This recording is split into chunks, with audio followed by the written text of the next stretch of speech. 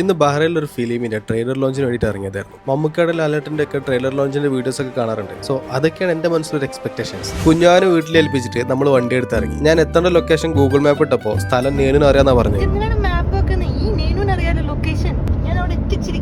എവിടെ ഓളോട് എപ്പോൾ ചോദിച്ചുമ്പോൾ നേരെ പോവാന്നേ പറഞ്ഞോളൂ. ഇപ്പൊ ഈ ചോദിക്കുമ്പോൾ ഓളെ ലെഫ്റ്റ് സൈഡിലാണ് ഈ ബിൽഡിംഗ് ഉണ്ടായിരുന്നത്, വെഞ്ചുറ ടവർ. ഞാൻ നിങ്ങൾക്ക് കണ്ണാടി കൂടെ കാണിച്ചു തന്നില്ലേ, അതാണ് ബിൽഡിംഗ്. ഇനിയിപ്പോ ഇത് കയറണമെന്നുണ്ടെങ്കിൽ സിറ്റി സെന്ററിന്റെ അപ്പുറത്ത് പോയിട്ട് യൂട്ടേൺ അടിച്ച് വന്നിട്ട് വേണം.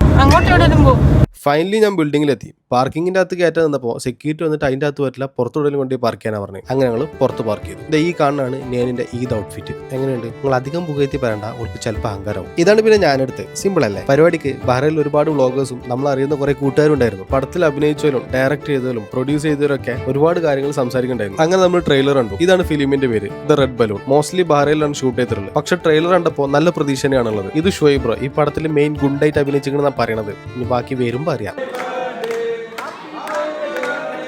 അതിന്റെ ഇടക്ക് ഹബീബോന്റെ വൈഫിന്റെ ഒരു ബർത്ത്ഡേ സർപ്രൈസ് ആയിട്ട് കേക്കും കൂടെ മുറിച്ചിട്ടുണ്ടായിരുന്നു. ഈ കേക്കിന് ശേഷം അവിടെ എന്തിനൊക്കെ കേക്ക് മുറിച്ചതെന്ന് ആർക്കും ഒരു പിടുത്തമില്ല. ബർത്ത്ഡേക്കും ട്രെയിലർ ലോഞ്ചിനും ഡയറക്ടറിന്റെ വൈഫിന്റെ ആനിവേഴ്സറി അങ്ങനെ തുടങ്ങിയിട്ട് ആകെ മൊത്തം കേക്ക് ചെയ്യുന്നു.